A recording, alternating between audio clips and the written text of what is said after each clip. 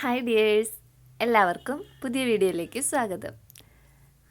ഇന്ന് രാവിലെ മുതലുള്ള വിശേഷങ്ങളാണ്. അപ്പോൾ രാവിലെ തന്നെ ബ്രേക്ക്ഫാസ്റ്റിന് അപ്പവും പയറും ഉണ്ടാക്കാൻ വേണ്ടിയിട്ടാട്ടോ. അപ്പോൾ അതിന് ചെറുപയർ ഇന്നലെ രാത്രി വെള്ളത്തിലൊക്കെ ഇട്ട് വെച്ചിട്ടുണ്ടായി. അപ്പോൾ ഇതിപ്പോൾ ഞാൻ വേവിച്ചൊക്കെ വെച്ചിട്ടുണ്ട്. പിന്നെ അത് ഉള്ളിയും മുളകൊക്കെ കുത്തിക്കാച്ചി എടുക്കാം കേട്ടോ. അപ്പോൾ പിന്നെ അപ്പത്തിനും മാവൊക്കെ റെഡിയാക്കി വെച്ചിട്ടുണ്ട്. അപ്പോൾ അതും റെഡിയാക്കി കഴിഞ്ഞാൽ ബ്രേക്ക്ഫാസ്റ്റ് അപ്പവും പയറുമാണ്. അപ്പോൾ അതിൻ്റെ പണികളാട്ടോ നടന്നുകൊണ്ടിരിക്കണത്. പയറൊക്കെ റെഡിയാക്കി വെച്ചിട്ട് പിന്നെ അപ്പം ചുട്ടുകൊണ്ടിരിക്കുകയാണ്. പിന്നെ ഇന്ന് സൺഡേ ആട്ടോ. അപ്പം ഞായറാഴ്ച ആയതുകൊണ്ട് തന്നെ ചിക്കനൊക്കെ വാങ്ങി വെച്ചിട്ടുണ്ട്. അപ്പം ഇന്ന് ചിക്കനൊക്കെ കറി വയ്ക്കുക എന്ന് വിചാരിച്ചേക്കണം. ഇന്ന് ബിരിയാണി നെയ്ച്ചോറ് അങ്ങനെയൊന്നും ഉണ്ടാക്കണില്ല, സാധാ ചോറ് വെച്ചാൽ മതി എന്ന് വിചാരിച്ച്.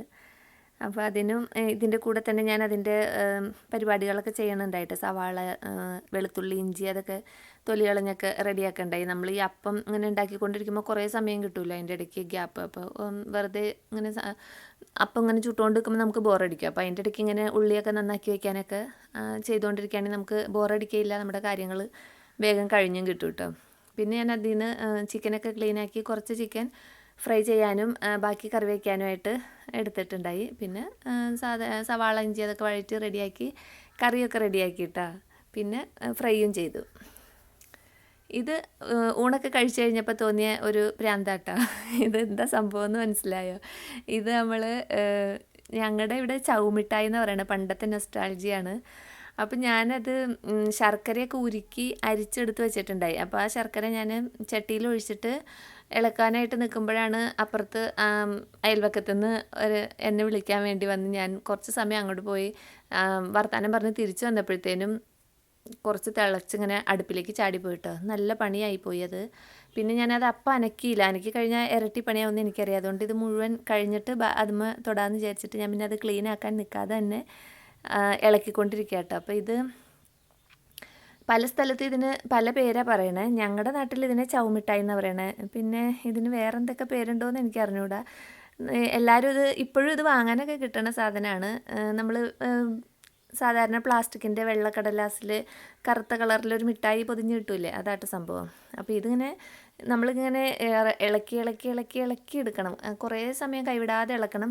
വേറെ ഒരു ഇൻഗ്രീഡിയൻസിൻ്റെ ഒന്നും ആവശ്യമില്ല, ശർക്കര മാത്രം മതി, ഉരുക്കി എടുത്ത ശർക്കര മാത്രം മതി. പിന്നെ കുറച്ച് തേങ്ങയുടെ കൂടെ ഒരു 1-2 ഏലക്കയും കൂടി ഞാൻ ചതച്ചിട്ടിട്ടുണ്ട്. ഏലക്കൊന്നും ഇടണമെന്നൊന്നുമില്ല കേട്ടോ. തേങ്ങയും ശർക്കരയാണ് ഇതിൻ്റെ മെയിനായിട്ടുള്ള സംഭവം.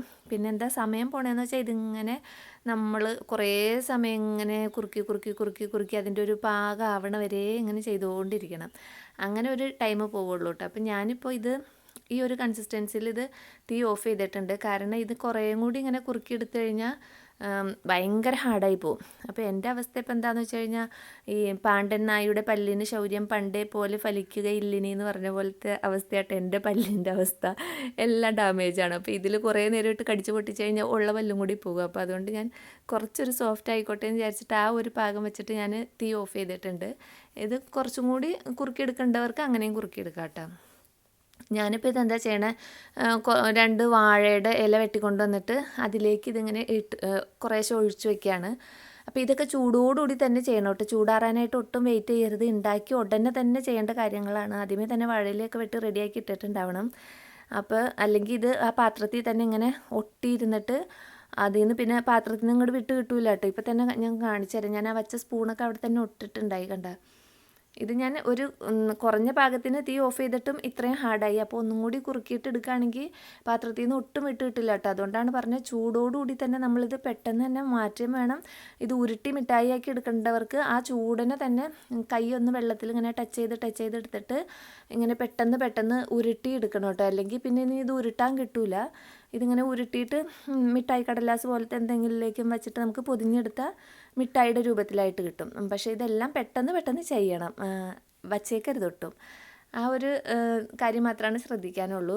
ഞാനെന്തായാലും ഇതിപ്പോൾ മുഴുവനൊന്നും ഉരുട്ടി മിഠായി ആക്കാനൊന്നും പോണില്ല കേട്ടോ. നമുക്ക് ആ ടേസ്റ്റ് കിട്ടിയാൽ മതിയില്ല. ആ നൊസ്റ്റാൾജിയ ഒന്ന് വായിൽ വന്നപ്പോൾ അതൊന്നും ഉണ്ടാക്കാമെന്ന് വിചാരിച്ച് ഞാൻ ഉണ്ടാക്കിയതാണ്.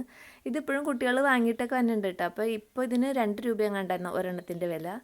നമ്മളൊക്കെ പഠിച്ചുകൊണ്ടിരിക്കുമ്പോൾ അതിന് 25 പൈസ 50 പൈസയൊക്കെ ഉണ്ടായുള്ളൂ. പിന്നെ അതൊക്കെ റെഡിയാക്കി അവിടെ തണുത്ത് കഴിയുമ്പോൾ നമുക്കതിങ്ങനെ ഇലയിൽ നിന്ന് ഇങ്ങനെ വിടിയിപ്പിച്ചെടുത്തിട്ട് ബോക്സിലേക്ക് ഇട്ട് വെച്ചാൽ മതി. ഞാനതവിടെ വെച്ചിട്ട് പിന്നെ കഴിഞ്ഞ ദിവസം ഞാൻ ചെടി നടണ കണ്ടില്ലേ നിത്യ കല്യാണി, അപ്പോൾ കുറച്ച് സ്പേസിലും കൂടി നടാൻ അന്ന് ബാലൻസ് ഇട്ടിട്ടുണ്ടായല്ലോ. അപ്പോൾ അത് ബാക്കി നട്ടേക്കാന്ന് വിചാരിച്ച് വൈകുന്നേരം ആയപ്പോഴത്തേനും ഈ ശർക്കര ഇങ്ങനെ ഉരുക്കി ഉരുക്കി ഉരുക്കി കുറേ സമയം പോയിട്ടോ. അപ്പോൾ പിന്നെ ഞാനത് നടാനായിട്ട് ഇറങ്ങിയതാട്ടോ. അപ്പോൾ ഇതിനിടയ്ക്ക് ഞാൻ ഈ ശർക്കര ഉരുക്കി റെഡിയാക്കി കൊണ്ടിരുന്ന സമയത്ത് ചായയും റെഡിയാക്കി കുട്ടികൾക്ക് കൊടുത്തിട്ടുണ്ടായിട്ടോ. കാരണം ഒരുപാട് ടൈം അതിൻ്റെ ഇടയിൽ പോയിട്ടുണ്ട്. അതൊന്നും ഞാൻ പിന്നെ വീഡിയോ ഒന്നും എടുത്തില്ല. പിന്നെ ഞാൻ വന്നിട്ട് ഇവിടെയൊക്കെ കുറച്ചുകൂടി പുല്ലൊക്കെ ഉണ്ട്, അതൊക്കെ പറിച്ച് ബാക്കി നിത്യ കല്യാണിയുടെ തൈകളെയും കൂടി ഇങ്ങോട്ടേക്ക് നട്ടു കൊടുക്കാൻ വേണ്ടിയിട്ടാണ്. പിന്നെ ഇതൊക്കെ കഴിഞ്ഞ് രാത്രിയായി കഴിഞ്ഞിട്ടാണ് ഞാൻ ആ മിഠായിയുടെ ഇത് വിടിയിപ്പിച്ചെടുത്തത് കേട്ടോ വാഴയിലയിൽ നിന്ന്. അല്ലെങ്കിൽ പിന്നെ ആ വാഴയില ഇങ്ങനെ കത്രിക വെച്ചിട്ട് കട്ട് ചെയ്തെടുത്താലും മതി. ഞാൻ എല്ലാം അങ്ങനെ വേർപെടുത്തി എടുക്കുക ചെയ്തത്. അതൊക്കെ അപ്പോഴത്തേനും രാത്രി ഒത്തിരി ലേറ്റായിട്ടുണ്ടായിട്ടോ. പിന്നെ ഞാനതൊക്കെ ഒരു പാത്രത്തിലിട്ട് വെച്ചിട്ടുണ്ട്. ഇടയ്ക്കിടയ്ക്ക് കുട്ടികൾക്കും എനിക്കും എടുത്ത് കഴിക്കാമല്ലോ എന്ന് വിചാരിച്ച്. ഇത് വച്ചേക്കാനൊന്നും കിട്ടണ ലക്ഷണമില്ല കേട്ടോ, ഇവർക്ക് ഭയങ്കര ഇഷ്ടമായിട്ടുണ്ട്. അതിപ്പോൾ തന്നെ കാലിയാക്കി തന്നോളൂ. പിന്നെ ബാക്കി ചെടികളൊക്കെ കൂടി നട്ടു. ഇനിയും കുറേ തൈകൾ നടാനായിട്ടുണ്ട് കേട്ടോ ബാക്കി. ഇതെല്ലാം ഞാൻ എവിടെ കൊണ്ടുപോയി നടുവോ. അപ്പോൾ ഞാൻ നോക്കുമ്പോൾ ഇപ്പുറത്തെ സൈഡിലും കുറച്ച് സ്ഥലം ബാലൻസ് കിടപ്പുണ്ട്. ഇനി അവിടെയും കൂടി നാളെ നടാമെന്ന് വിചാരിച്ച് ഇന്നത്തെ പരിപാടികൾ ഇവിടെ നിർത്തിയിട്ട് ഞാൻ പോയിട്ടുണ്ട് കേട്ടോ. Thanks for watching.